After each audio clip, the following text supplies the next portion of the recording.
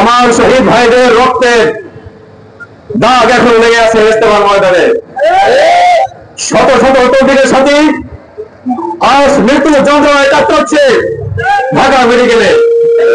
আমরা দেখতে পাচ্ছি এখনো এই দোষরেরা এখনো গ্রেপ্তার হয় নাই।